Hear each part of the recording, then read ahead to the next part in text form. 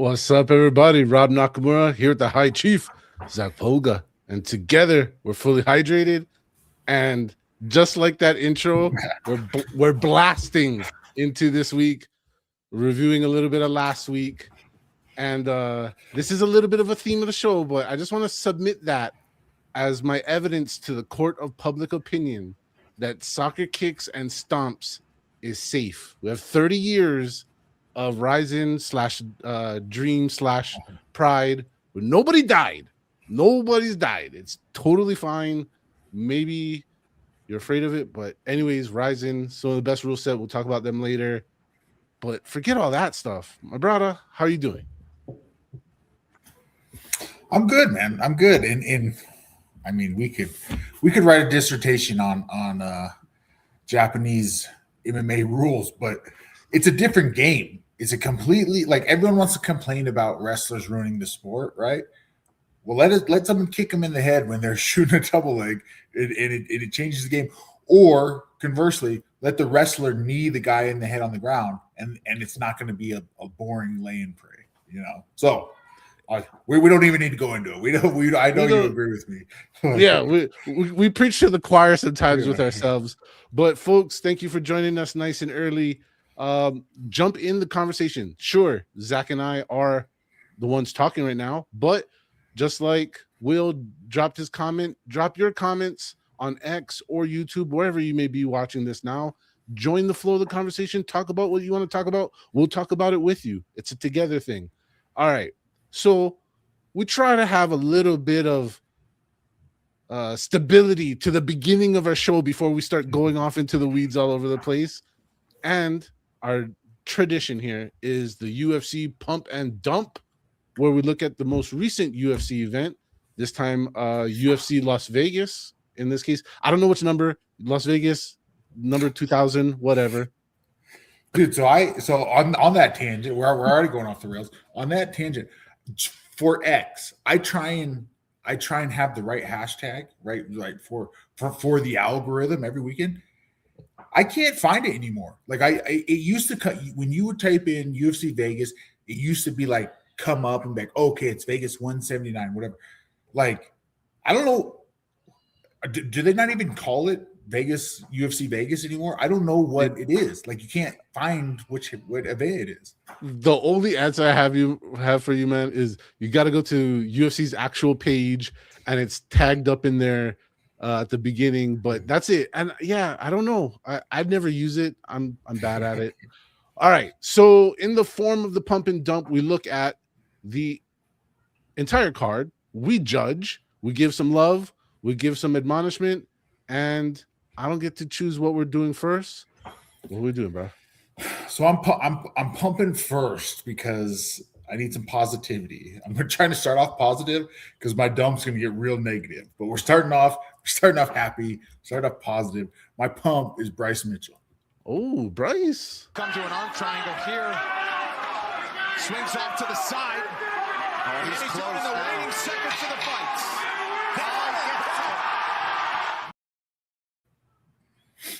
Boom. Great finish.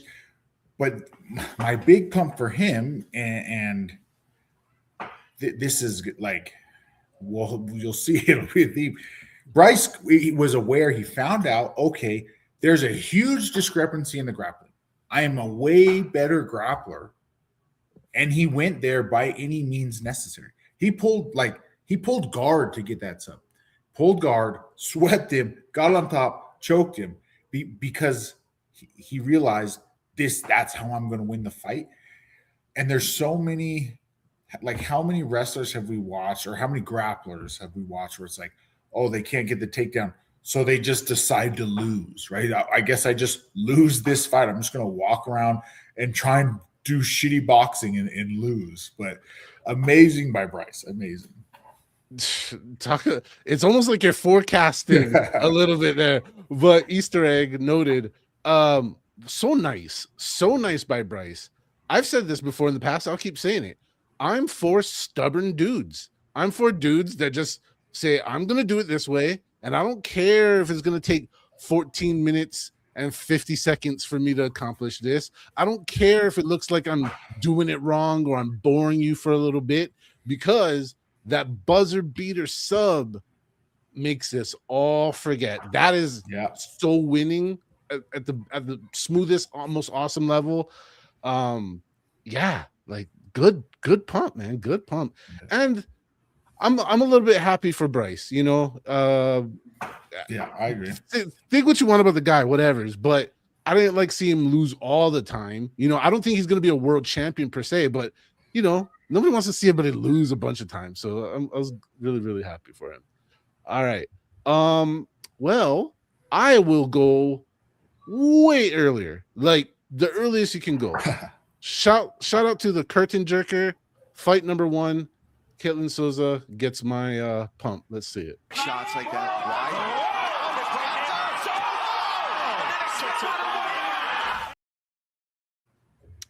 Now that, just like the intro, you can't stomp and kick people on the ground in the UFC, but you can kick them in the face the minutia second that they're available.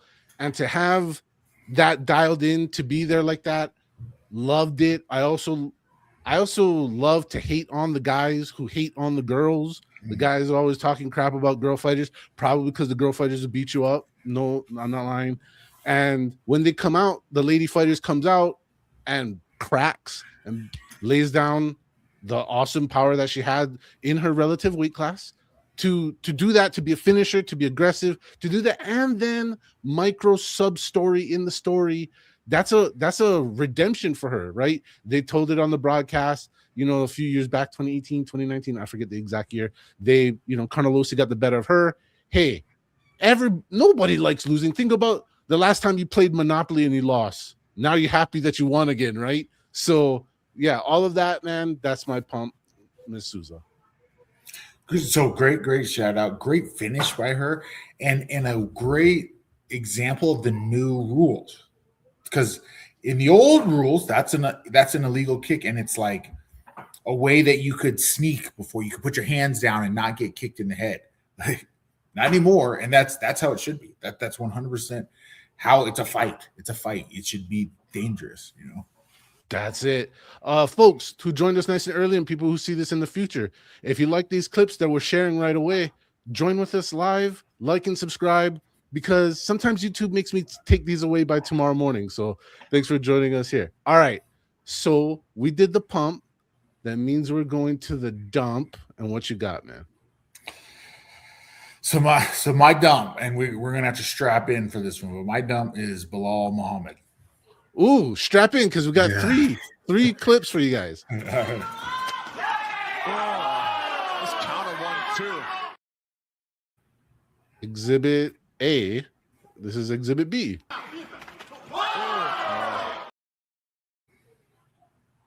Not nice. And the last one.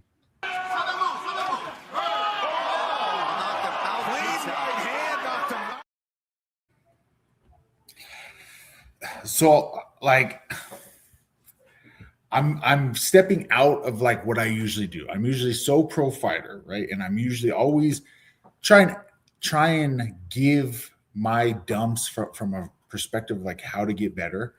And I'm not even going to talk about him not wrestling anymore, right? I'm not even going to talk about that he hasn't done the thing that got him to the dance, that made him world champion. And I know his coaches. I know Mike Valley like really well, and he's an awesome dude, and he runs an amazing team. But and this is the shittiest thing I've ever said about a fighter on this thing, but I know what I'm looking at. I know exactly what I'm looking at, guys. And I'm telling you that both like physically and performance-wise, we're looking at a guy that was on PEDs and now is off of them and can no longer fight the way that he used to fight. You remember when he fought Leon? You remember when he fought Brady? And he just coming forward, eating shots, picking Leon up, carrying him across the cage, all that stuff. It's not that he is just dumb now and doesn't wrestle. That's not it at all. He can't. He doesn't have the strength and the energy to wrestle anymore because he's not on the sauce anymore. He's not going out to Dagestan and getting that extra little tune up, right? And I You got, if you watch the show, you know that I'm not a guy that shits on fighters, but No. it's never been more obvious. Look at his last 3 fights compared to his, what did he win? 7 in a row, like 8 in a row. Look at those 8 in a row during COVID, during going out to Dagestan, training with Khabib's team, and look compared to now doing all his camps here in the United States. Oh, that is real, dude. That's real. And I'm glad he didn't go down the beaten path, because right after the broadcast, Sugar Rashad and whoever else, Anthony Smith, they were all talking about that. They all jumped on, well, he's not wrestling. He's not wrestling. He's not wrestling. He's not wrestling. I was like, yeah, you know, okay, well, that's an obvious thing. But just look at his weigh-in photos. Look at his weigh-in photos from his title fight against Leon to this current one. And like, I should have told you that so we could bring it up and pop it up right here, right now. And it's like, it sucks. It's a shitty thing to say, but it's I've seen this in training before.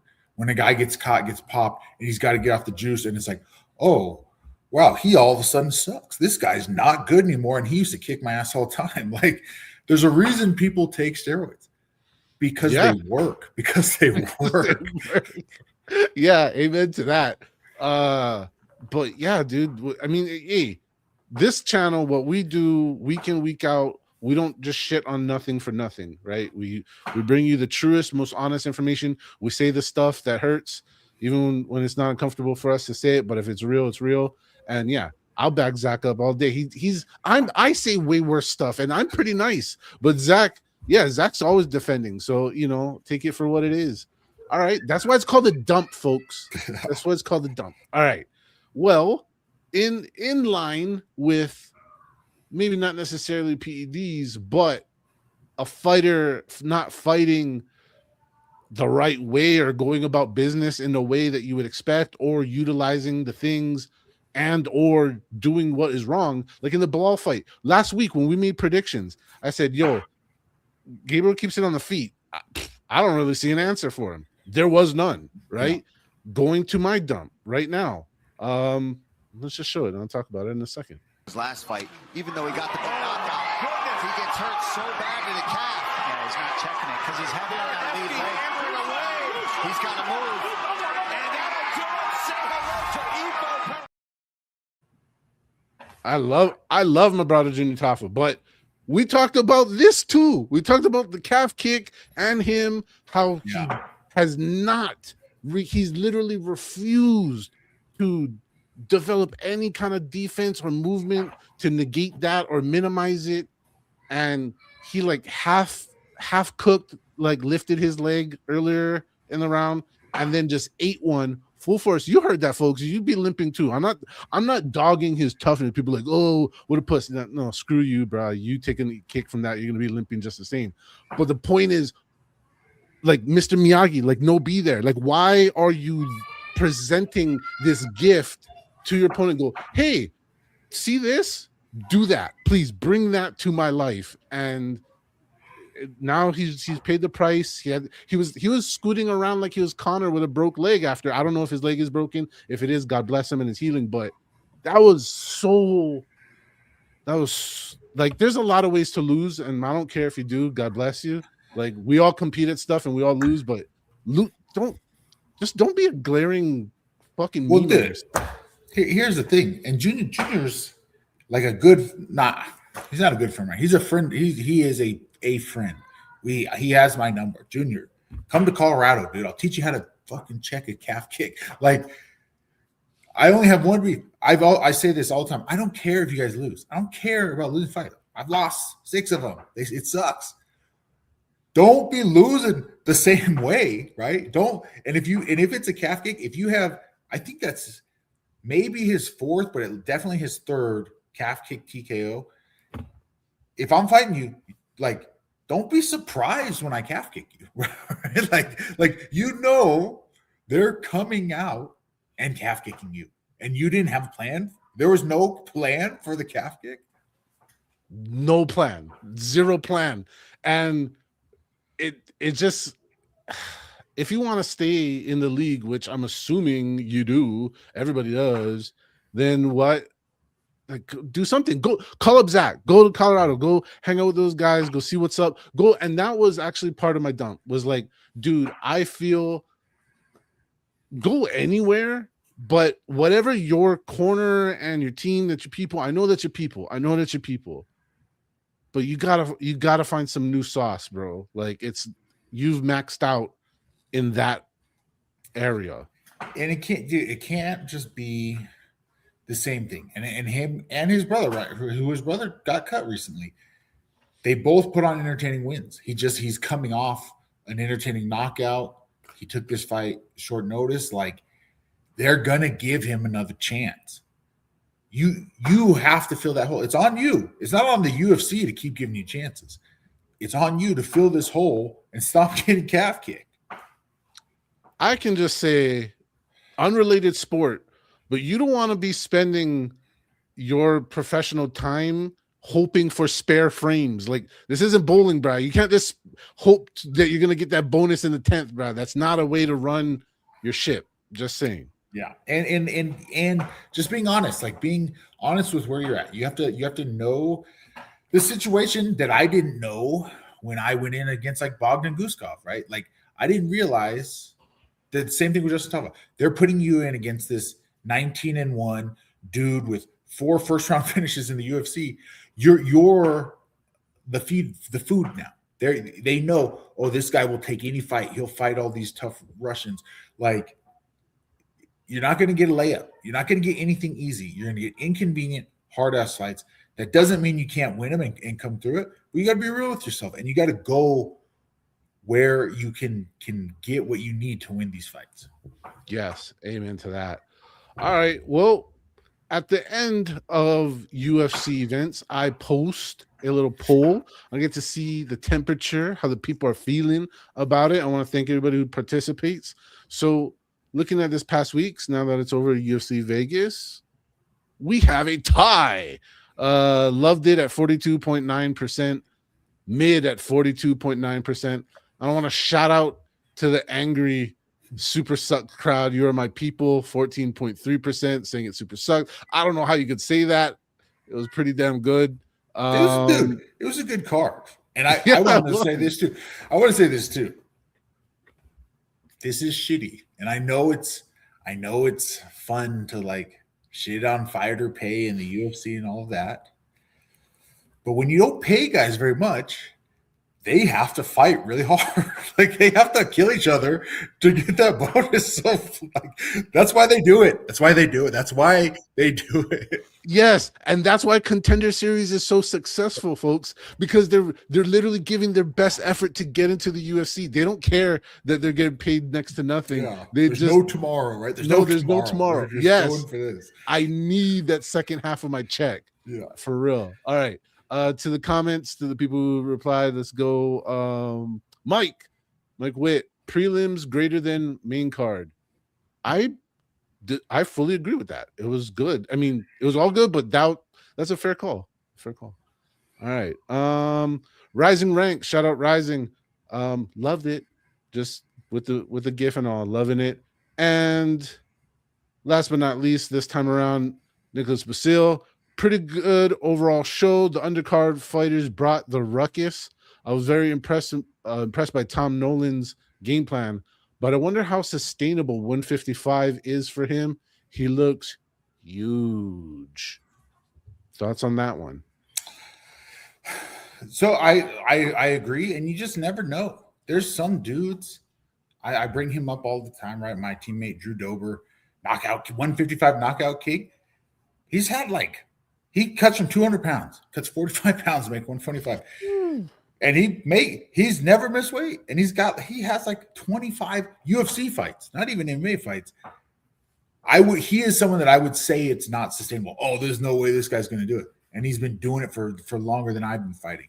So you just never know. It's a genetic thing, and some guys are good at it. Like it's a skill, just like every other skill in MMA. Some guys are good wrestlers. Some guys are good kickboxers. Some guys can cut a ton of weight. Fair enough. Yeah, it's hard to tell. Like you said, it's hard to tell by just body type, but he is huge and the future looks bright for him. I'm looking forward to it. I hope he can keep it up. It'll be a great asset to him and great insight, Zach. Good, that was solid stuff. All right. So the next most traditional thing we do is we look to the next event in the future. We don't do full card breakdowns. We just do what has turned into whatever's on the poster. All right. So to put two guys, to put co-main and main event, they were doing that. And guess what? Well, they did that this week. All right. So it's fight week. We all know what it is. We don't need to go on about it. But there's Topuria and Gaethje, Alex Pereira versus Cyril Gane. And my man, pick whichever fight you want. Make your prediction. So I'll go with the heavyweight title. The only title that actually matters in the world. My heart wants Gane. Not Gane. Pereira. I'm rooting and cheering for Pereira, but I don't think he wins. I think Gane, stylistically and physically, I think Gane wins this. Gets him, like maybe even finishes him. Gane has that. He's not a Dutch, like traditional Dutch style kickboxer that's going to stand in there. He's going to be in and out the entire fight, flicking, and he brings real heavyweight power, which Pereira also probably has close to real heavyweight power, but gets not like Adesanya knocked him out, and you could say it's the weight cut, all that. If I was betting money, I would bet on Gane, but I am rooting for Pereira. All right, I like that. I'm not surprised you're pumping up the heavyweights because you are. And I'll say this: I would be picking Alex Pereira if this was for the real title. If this was the real title, if they stripped Tom Aspinall and made this for the real title, not an interim, then it would be history. They're already trying to sell it as like, oh, if he makes it, he's a 3-division champ, and I don't want to like take away this dude's thing, but at the same time, we can't universally like hold back the interim from being the real title and then count it as the real thing if he does it. It's like, you got to pick a side with some stuff. You can't just monkey in the middle with your whole life. So because of that, and then because for no good reason, if you know history, this is America's birthday. And the only reason why there's America is because France helped us out a little bit, a tiny wee little bit, kind of sort of important help, but they helped. So it would be nice for no good reason for the Frenchman to get this interim belt that he's tried 15 to 37 times to get before the past. and he can have the interim belt. We can figure out all the other stuff later. It's an interim belt. I'm not gonna make too much deal of it, but let's go Cyril Gane just because. Like really, that's another piece that I didn't even bring up, dude. Like, how many chances does one guy get? Like, why did they even pick Cyril Gane? Have Waldo Cortez fight for it. It'd be like have Josh Hokett fight for it, even though he probably out wrestles Pereira and beats him, and then we have to deal with that nonsense. Yeah, but like the Gane fighting for it again after poking Tom in the eye is just hilarious. I don't know. I really don't know. But I think if I was to say something, I think because Tom has agitated the boss so much. So that's what I think. This is my conspiracy theory that they want Gane to win it so that that Tom can't avoid fighting him again. Yeah, it makes sense to me.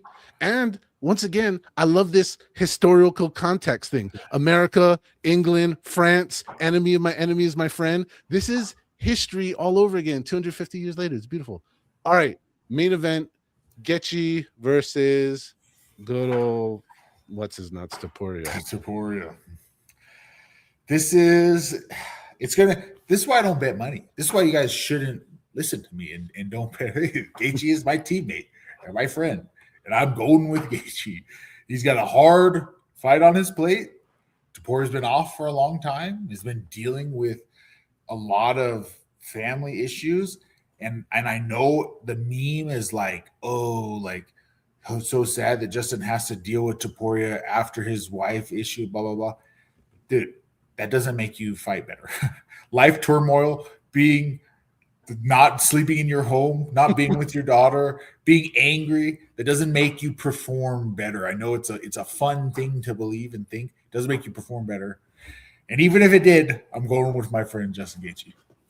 Yeah, it means like every person who has hard times would be the best fighter in the world, Right, and that's exactly. just everybody was just getting divorces for fun. It would be like the new PED.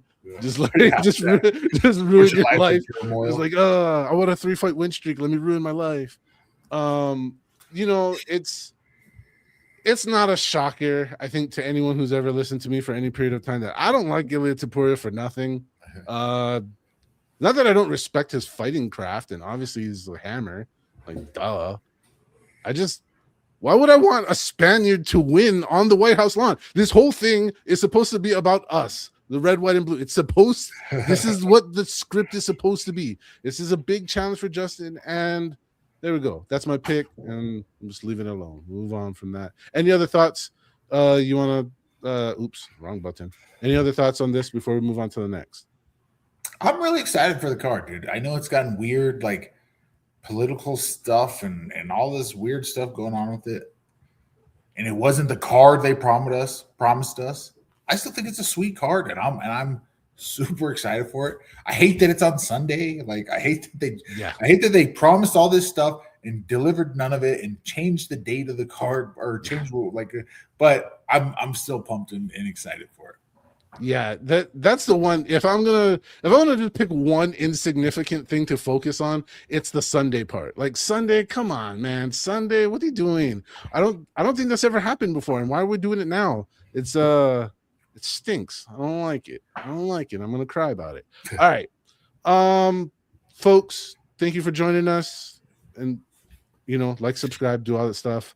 We're into the part where we're going to get into all the combat that happened throughout the week up to the UFC, because we already talked about the UFC. So here we go into the wild world of awesome stuff that happened all week long, starting with the very awesome, probably my favorite form of combat right now, bare knuckle fighting via bare knuckle fighting championship, BKFC.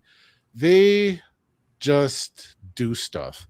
And sometimes it's really good stuff, and sometimes it's really goofy stuff. And one of the goofy stuff things, since we're talking about odd days, it was on a Thursday. So, retweet this and share with other people so they can see some of this weird stuff we're going to share with you. Because on a Thursday, the fight, I think the fight gods were drunk or on vacation, because, dude, I don't even know which one to pick. All right, let's just go with all right, so I'll give you the quick backstory real quick, and you'll just see it. Dude just forgets how to count. There you go. That's the premise. Straight right hand. That is clean. That is knockdown number 2.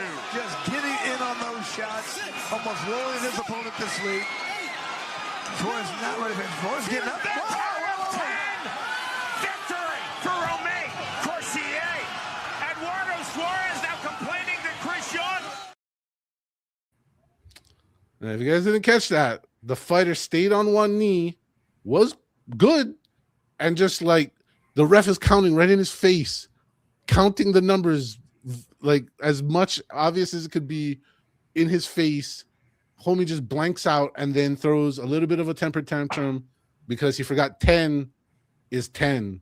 And it was funny. It was a little bit stupid. I felt a little, I was glad for the ref. The ref did it perfectly. You can't execute the count anymore. And for those who are wondering, in boxing and in bare knuckle, you don't even have to be square up at 10. You can be on the way up and the ref would be letting you go. The guy just stayed there. He did what you do when you're done fighting. Like, we can't judge how damaged you are. If you're done with the fight, you're done with the fight. He stayed there, just waited for the count to happen. And then to react like he got screwed over was peak stupid. So this is one of those things, dude, where it's like, I'm trying to think of the term. Like, guys watch top level, like top tier guys do things and like try and copy it sometimes really poorly. Like if you watch Naya Inoue, who's been dropped, he's been dropped several times. But this is that is what he does correctly. He doesn't. The wrong thing to do when you get dropped is pop right back up. Go, I'm good. Let's get this fight going again. Keep your blood level high. Keep all this stuff thing. You want to take your knee, take a breath, bring it down, calm down. But when they say 8, you better stand back up. Say, okay, I'm good to go. You don't just sit there and they're not going to ask you. This is like, you got to know the rules and you got to know what you're doing. When you stand up and they say 10, they say, can you continue? You say yes. If you're on a knee, they're not going to ask you if you can continue. The fight is now over.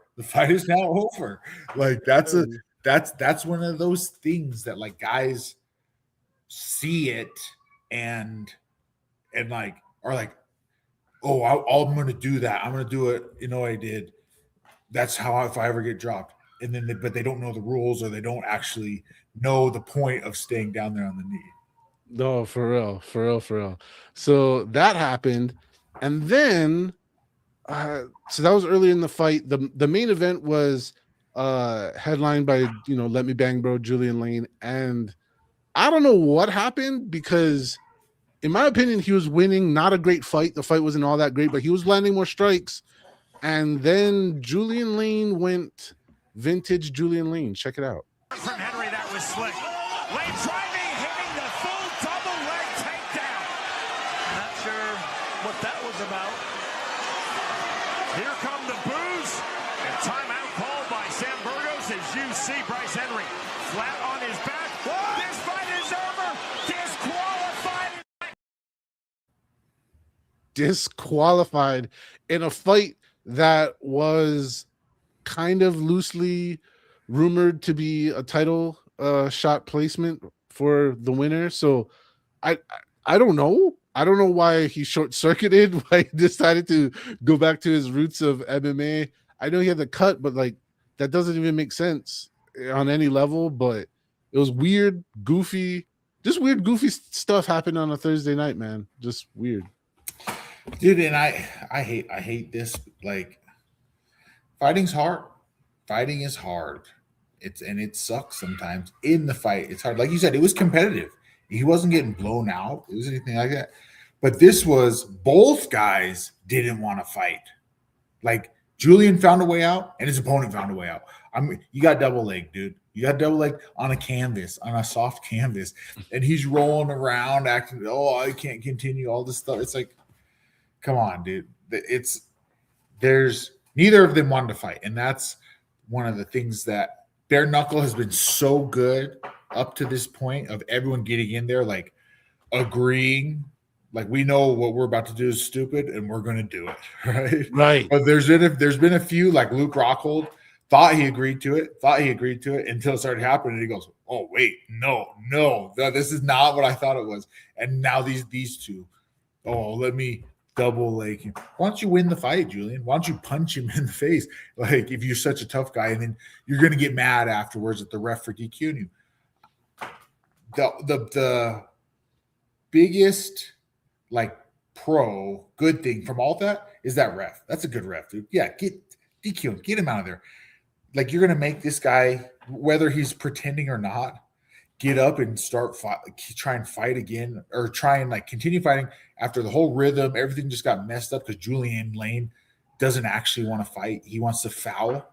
DQ him. Like I want to see that more. Get guys out of here.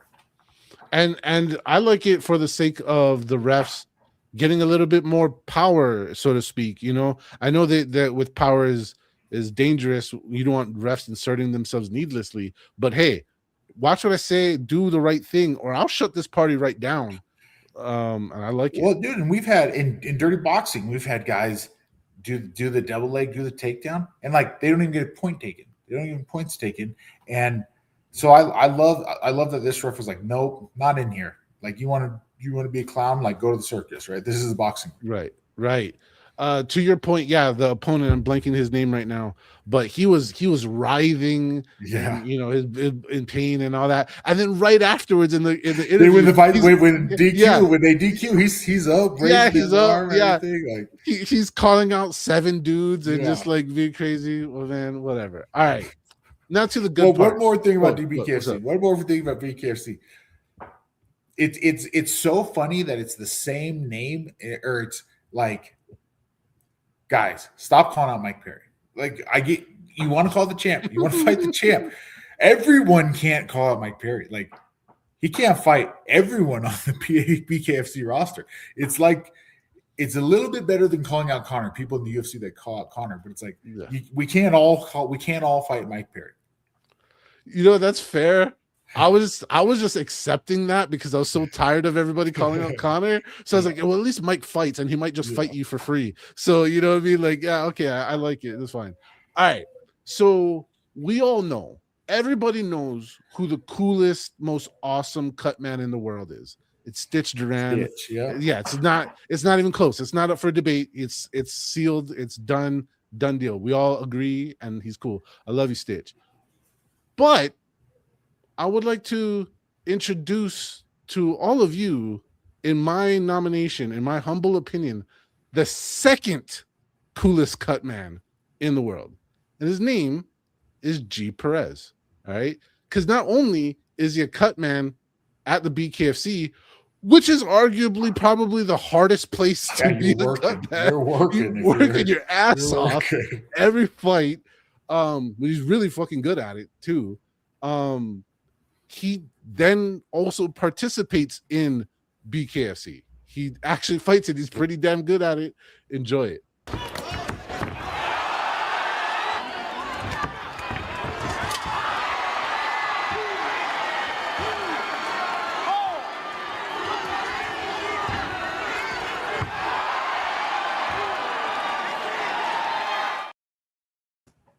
Getting that good old TKO action. So and I just want to shout out using the nickname. Like, you are a cut man. You're G, the cut man. Prez, causing cuts, fixing cuts. I love all this.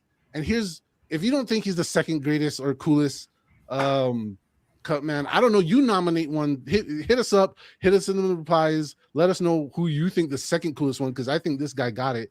Not only that, he refused to cuss in his post-fight interview. Take that how you want, but I think that takes a lot of self-control to be pumped up with adrenaline post-fight and hit the brakes, not to say it. Last but not least, he married one of the best ring girl they got. So yeah, here.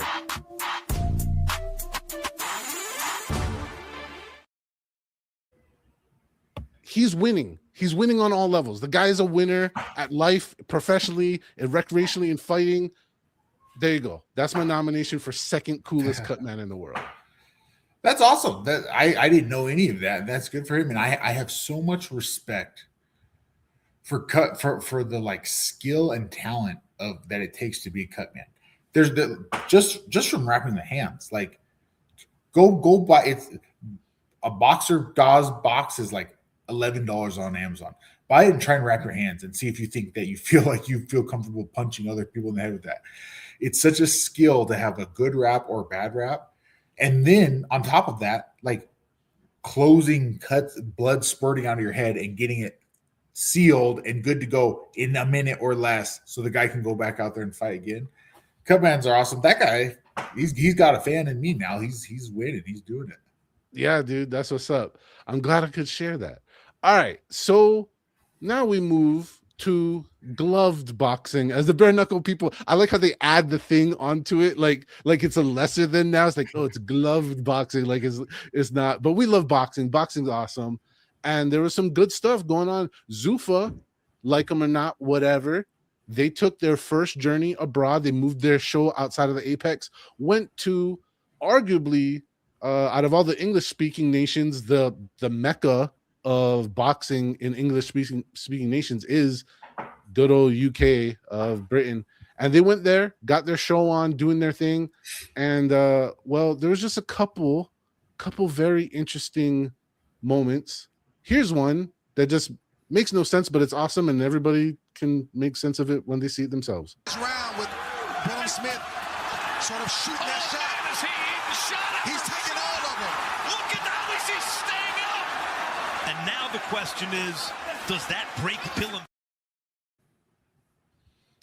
Everybody loves saying the Homer Simpson defense until like you actually see the Homer Simpson defense. Like, I don't know, it's just wild.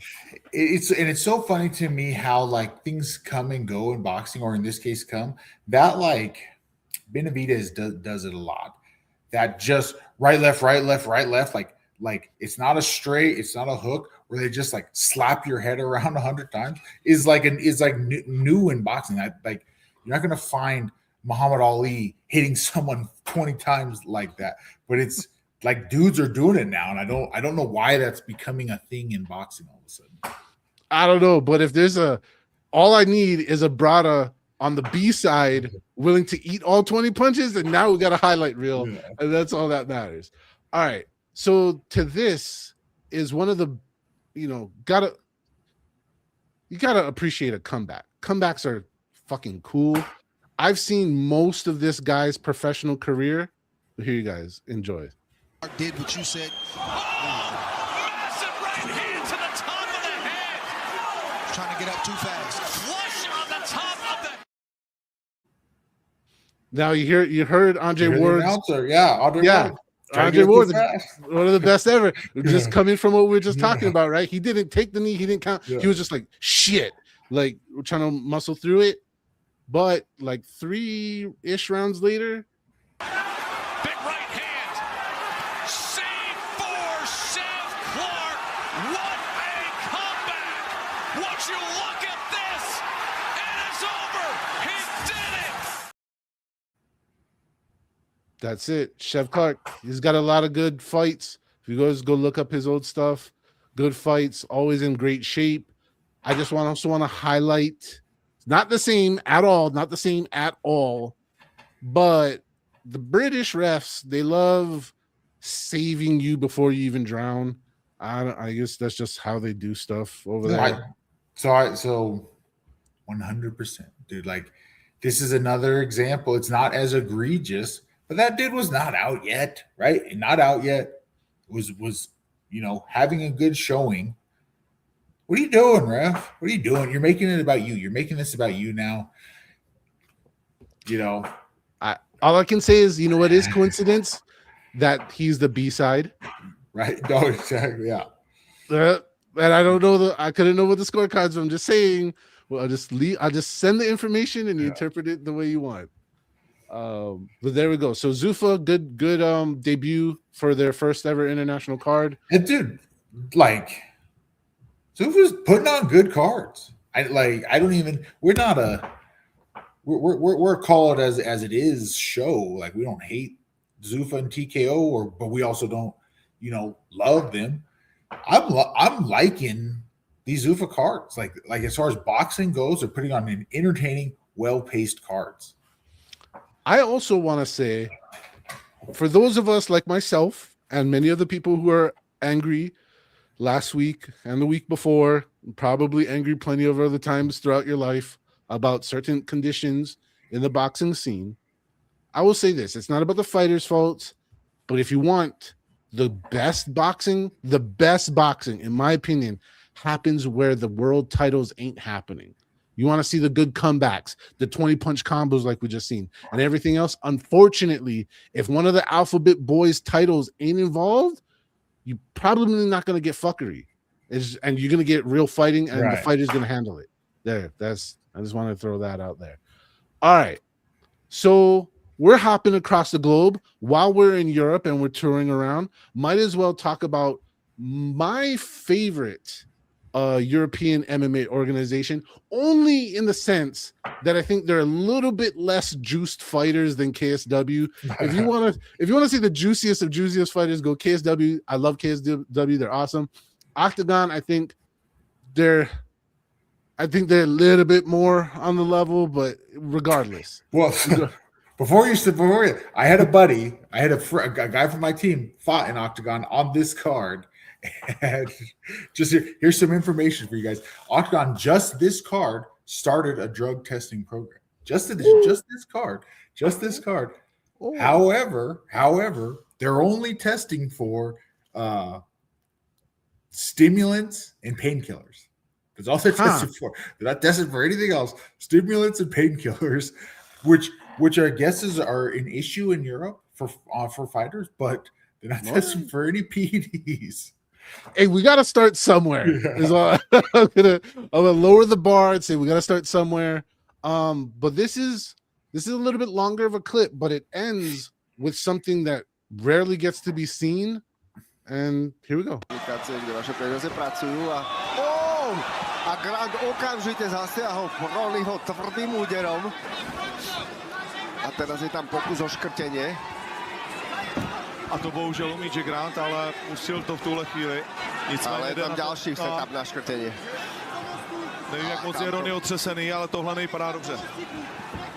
No, teraz sa tam dokázal ešte pretočiť, snaží sa tam tou rukou kontrolovať Granta, ale ten naozaj nabehol do toho zápasu brutálnym spôsobom. A Ronnie tam stále bojuje o to, aby sa dostal z tej nepríjemnej pozície. Grant tam má jeden háčik, teraz tam zabiera bodylock.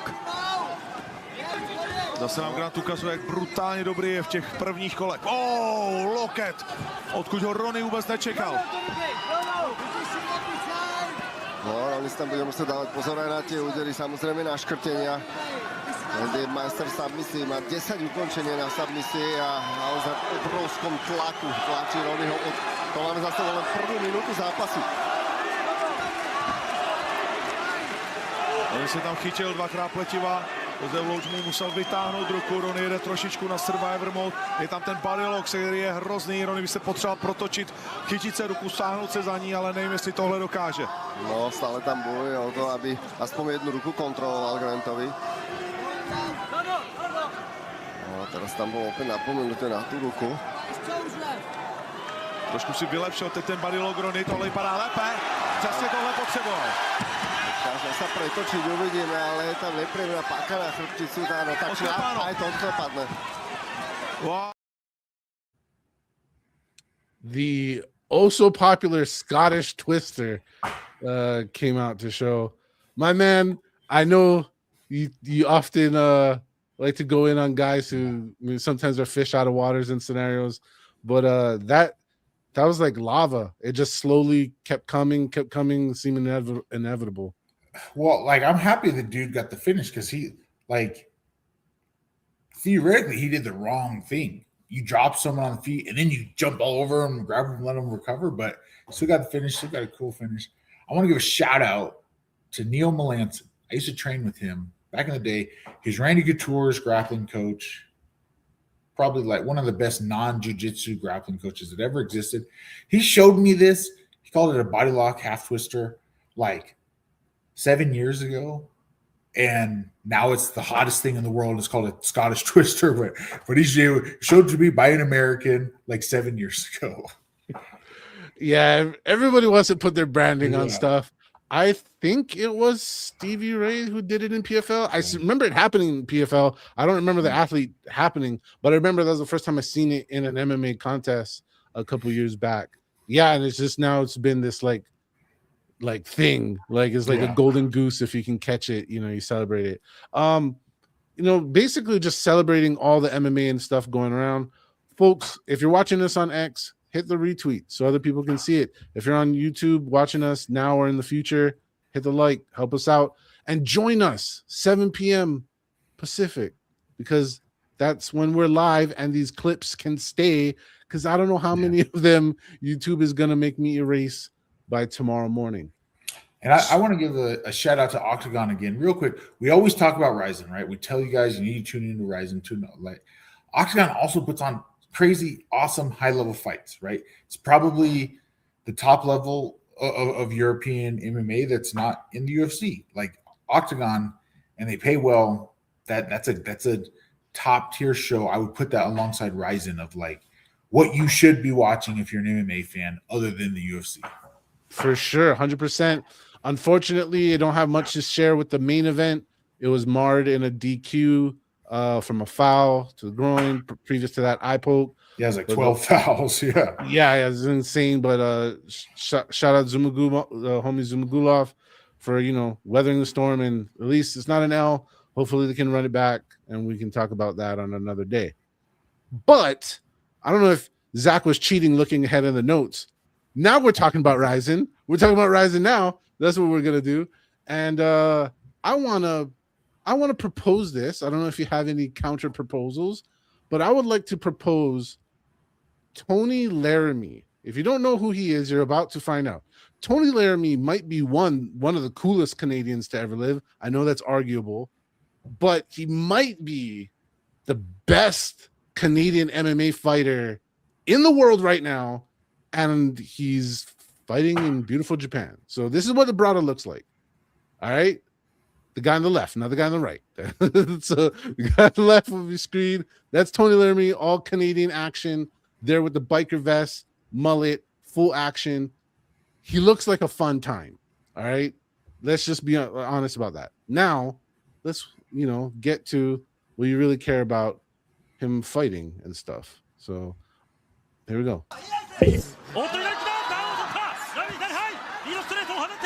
そして花よし右ストレートからさらに片足タックルから倒していってバウンドなんと元谷勇気がここでピンチを迎えているガードをかけている元谷さあグランプリ準優勝しているか動かないと止められてしまうのでそうですねそして左のオーバーハンドから組んでいったしかし崩されたバックを取ったのはララビーだそして左のパンチを待っていく立ち上がった元谷でありますが正面からパンチが前進する左はいバックブローいくら放っていきました Right to the bell. The dude's throwing half, I don't know, it's kind of like a Rolling Thunder kind of cartwheels thing going on. But that's how dude fights. Dude fights like his mullet is on fire every fight, every second, all the time. I know Canada, I love you, Canada, and I know you got a lot of good athletes, but I think this guy is severely underrated. I hope at some point he gets picked up by the UFC. He's all gas, no brakes. And yeah, I'm a fan. Tony Laramie. I'll have to look him up. I've never even seen him before. I'll have to look him up. Yes. All right. I got to introduce G Perez and Tony Laramie to you, and I hope to the people as well. I'm a little bit of a dork for this stuff, if you cannot tell, but the guy is awesome. So yeah, go back and check his fights. Real fun time. And RIZIN just kicks ass. They had RIZIN Landmark 14. If you're not familiar, like, why is it Landmark? What is that about? I'm gonna obviously there's a step up in the series, like that's kind of like their fight night, so to speak, but that's undercutting it. The real difference of the Landmark series for RIZIN is the cage. So if there's some of the people that's like, I like RIZIN, but I just don't like it's in the ropes or the ring. Well, go watch the Landmark stuff then. It's in the cage. It'll feel just like home, except people get stomped in the face, and it's really awesome that way. So there you go. That's all I got to say on that. Any other thoughts or stuff about the fights from this weekend before we jump into some news? Kind of just tooting the same horn that I was. Just the RIZIN card was also really good. Like we watch all the MMA guys. Like we watch it, and that's kind of, you'll notice, like on this show, we talk about the UFC for like 20 minutes, and then we talk about all, like, and that's probably what most of you come here for. But I'm telling you, just like I said, that the Apex cards are better fights because guys like aren't getting paid as much. These RIZIN, these Octagon fights are what you want to see. It's dudes fighting for their lives, and it's so good. They're so good, and I'm just hoping, I'm on a soapbox this episode of like pushing out alternative MMA to you guys. There's more out there than the UFC. That is what you actually want, right? You guys don't care about watching the number one, number two in the world, like game the system, figure out who scores the most points and all that. You want to see dudes fight, and that's what they do in these other organizations. And to the other part, to the people that are like, oh, just another crap Apex slop card with a bunch of people I don't know. Well, you can watch some other people you don't know and see some awesome dudes like Tony or G or all these other people. The cool dude landing, and I've got, forgive me for forgetting his name and disrespecting, but homie over there at Octagon hitting the Scottish Twister, like all this cool stuff's happening all over the place. So yeah. All right, now let's get into some news, a little bit of drama, if you will. UFC White House event is in danger? Question mark.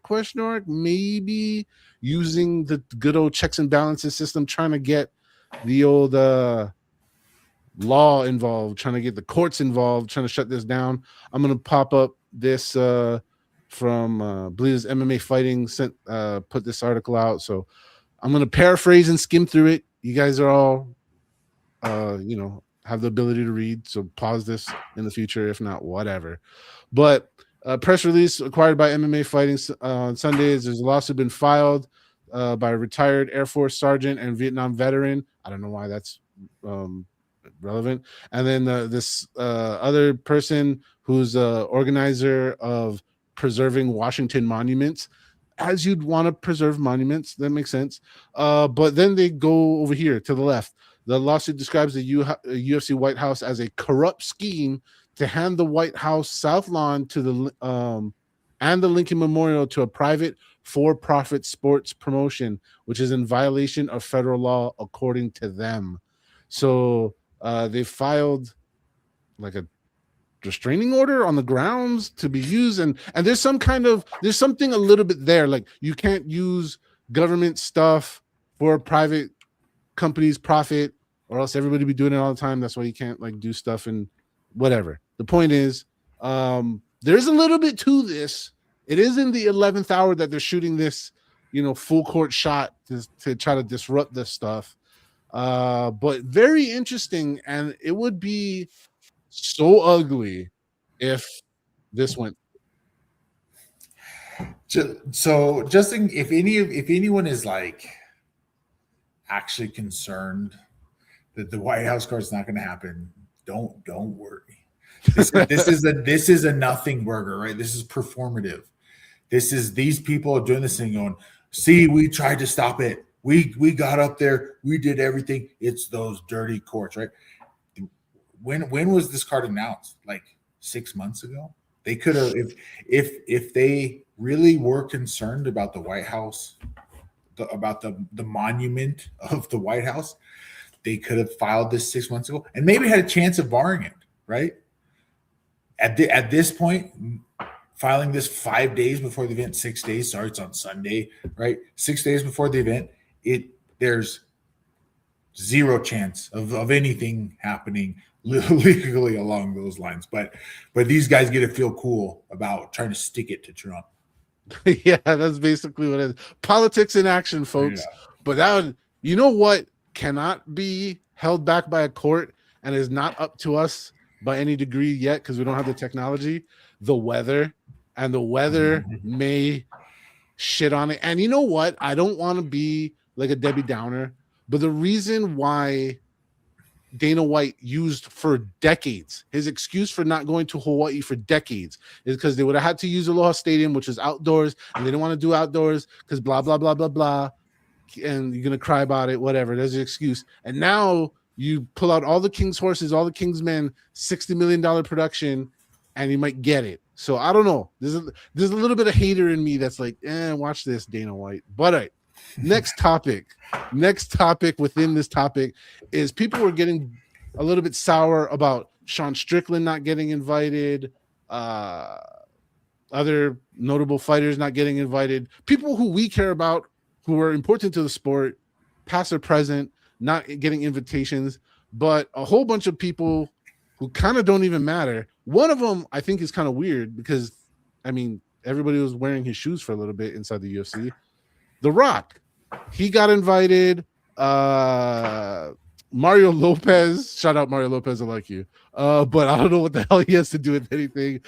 Jared Leto. He's a fan. He's like a big boxing guy. I know. Yeah. He's a total fan. But like, at least The Rock has connection to the UFC. Like his, you know what I mean? Like there's some money exchanging there. It makes sense. Jared Leto, I don't get that one, but whatever. He was invited. And then Adam Sandler. I love Adam Sandler, so I'm not mad at that per se. But like all those guys got invited, plus a bunch of others, and they turned it down. At least those guys turned it down. So some of those guys have deep UFC longtime fandom connections, others kind of whatevers, and they're turning it down, which is weird because I know so many of us would maybe do something borderline illegal to get a ticket to go there, which would kind of stop you from going to the White House if you do illegal shit. But the point is, we all want to go, and these guys are going, nah, I got other stuff to do. I gotta play Pokemon on Sunday. I have a tournament or something. Like, that's weird, dude. Well, I mean, it's like there's two things. I mean, there's more than two things. But two things I want to talk about is that, like, the Mario Lopez is going to lead the UFC Roundtable show. He is, or he was. I think he is because he's also headlining. He also does that new series Rivals or whatever. He's the host of that new series that they got. So he has connections. Anyways. Yeah. Shout out, Mike. Really good. Yeah, thank you for letting us know. But the so there's two things. Like this is like a massive event. You don't just get to go to the White House. There's background checks. There's all that stuff. If I'm The Rock and you just throw this at me this week, I'm sure maybe they did before. I'm probably saying no too. Also, and this is like, I need to preface this, right? I already went in hard on Blar. We did all this stuff. This is nothing political. This is nothing. I don't have, like, I put on Twitter today. I don't give you guys my opinions on anything other than fighting. There's nothing political, but Netanyahu's going to be there, and like, if you were political, like, you're making a stance, going there with him. Either going there or not going there, you're like making a stance. And also, if you're like, Trump's already been attempted to be assassinated like 5 times. Him and Netanyahu both being on an outdoor lawn, that's like a nightmare. That's like a security nightmare. And I would not just, like, if I was still in the UFC, like Strickland wanted to go there and they wouldn't let him, I wouldn't want to go to this card. Like, I would be scared to go to this card. Yeah, dude. You know, I want to say I would be like afraid to go, but I've been to some like really low budget, no security regional MMA fights where fights spill out into the crowd. That's not what I'm worried about, dude. That's not what I'm not worried I know. I'm not worried about the lack of security. I'm worried they need like extra, triple security because the two most hated people on planet Earth are going to be sitting outdoors at this event. Yeah. Weird timing, big balls. Let's see what happens. I wish we could insert gifts right now. I feel like the vintage clip from Dodgeball, like, well, that's a bold move, Cotton. Let's see how this plays out. And maybe just for me is like, I know this is what it is. It's at the White House. Not everybody gets to go. Got it. I got that. But I do want people who are like fans to be there. Like, there's nothing worse than trying to give it your best and a bunch of people who don't give a shit are like not even watching you, not even paying attention. Like, I think that's just lame. So I hope the crowd is lively. Whoever the hell shows up, just bring the heat. Dude, I said this like whenever this was first announced on the show, probably 9 months ago. This is like there was never going to be any like real UFC fans at this thing. This is going to be like eyes wide shut. Like, there's just like, it's just a party of like billionaires, and you're gonna walk in there and they might lock that ring and say, yo, this one's to the death, guys. Like, only one of you is coming out. No kidding. You see the laser dots, like, no, nobody's leaving. Well, I hope all the best, and I want this to be good at this point. I've said all my clown jokes leading up to this, so I just don't want, on top of whatever I think I said, I'll stop bringing it up. I just don't want anything weird to happen. Like, save your protests. Definitely save your like terrorist attacks, but like, just let us have a UFC card. Let us have a normal UFC card. Let us have a heavyweight champion, please. Like, let us as a country celebrate our fucking creation in a unique, very American, do some random shit, make some noise kind of way. That's it. That's what I'm hoping for. All right. Well, we often talk about, you and I and our guests and our people contributing. So thanks to the people who've contributed today and continue to. We got a few more minutes. The very slow process of change in the UFC, or how it operates, the mechanisms from how it goes about its life. Very slow in changing, but we have something new. because it's been broken and stupid for a good while. The rankings, a new rankings format. Took this tweet from Jed Goodman. New UFC ranking system coming soon. This was posted on the broadcast this last event. Based on measurable performance instead of opinion or popularity, designed to reward performance and reflect results inside the octagon. Sounds fantastic, doesn't it? This also is a way to, how do I say this, for the people who are in the media space. I actually know and have some friends who are voters of it, and I've been offending them all these years that I've been talking shit about it. But it's not just them. It's not them. Most of the time, it's probably not them. But this is a way to reshuffle the deck, and now it's a way to get to reassess who's the person saying what about the UFC. This is another way for the UFC to get full control of the situation and not let rogue people with integrity, how dare they be integrity, or guys who don't want to listen to the script vote in some manner that doesn't suit their needs. So this is good, and I'm being real negative Nancy about this already. We haven't even seen it. I'm already shitting on it, but I'm just saying this could be good, or this could be really communist, is all I'm saying. So I did not know, guys. I don't know what segments are, what he does before these. I don't know, and I've already been like a negative. Like it's been the negative, most worst show I've ever been. And let me tell you about these ranking systems. I don't give a shit about this ranking system.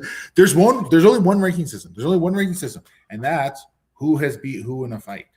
Oh, 2 and 3 haven't fought. Which one's better?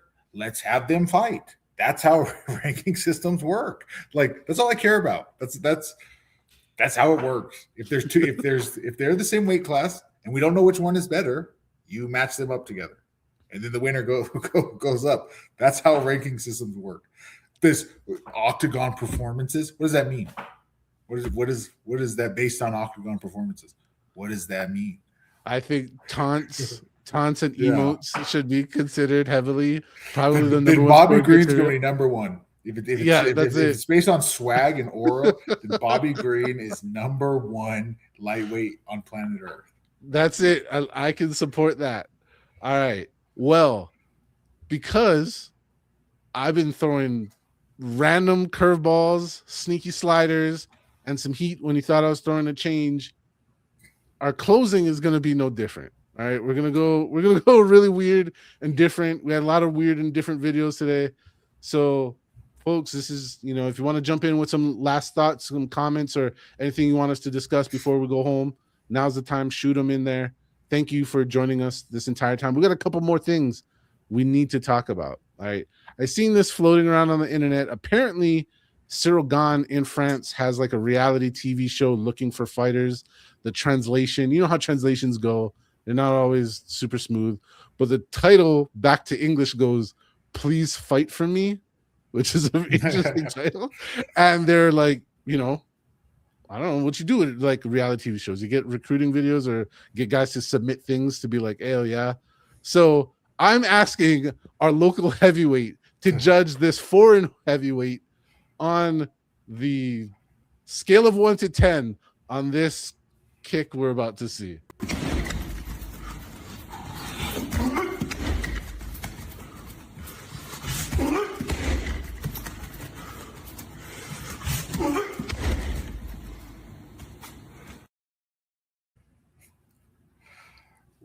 Well, first off, I'm gonna fail my next drug test just from watching that video. Just from watching that video, I have PEDs in my system. But pretty cool, pretty good little 360 kick. I don't know. So I saw the thing 360 kick. Like that was not what I always thought was. I always thought it was going to be a tornado kick, like a Taekwondo tornado kick. That was just spinning in a 360 and then throwing around a Muay Thai roundhouse. Like I don't know when you would ever do that in a fight. The Taekwondo like tornado kicks are questionable to begin with.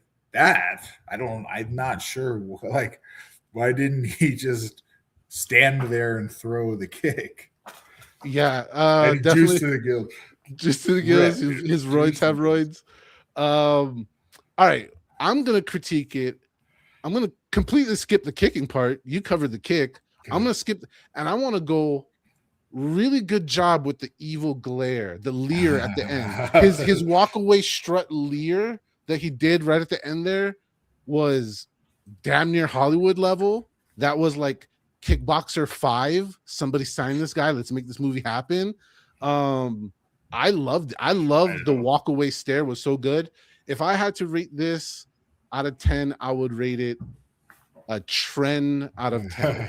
That's what a trend out of 10 is gonna give it. I will say that like little aura farming, I think is what the kids call it, is like I'm like really bad at that. And that's why my like social media sucks. Like I'm a good fighter. I can like actually fight, but I'm not good at like looking like I can fight. And that's like you're 100% right that dude looked badass. Like he kicked that thing, walk out, give that stare.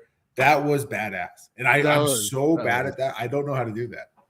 Zach is a little too humble. You should watch like 2 DBXs ago where his fight went fast, not his last one that went fast, his other one that went fast. And then he calls out the entire arena. So I don't know what he's talking about, not aura farming. He literally challenged the entire arena to a bar fight afterwards. So you got some good ones of your own, my man. No, yeah. No, in the moment I can do it, but when I'm like on Instagram trying to do it, I'm like, or I'm just too self-conscious. I'm like, I look stupid. I go, I look too dumb. Hey, we just got to keep it real, bro. That's our thing. All right. So, since we've done multiple disclaimers about not being political, because that's not what we're about, I'm also just putting a little micro disclaimer about this is not about civil rights or liberties or the conditions of where a place lives or how good it is.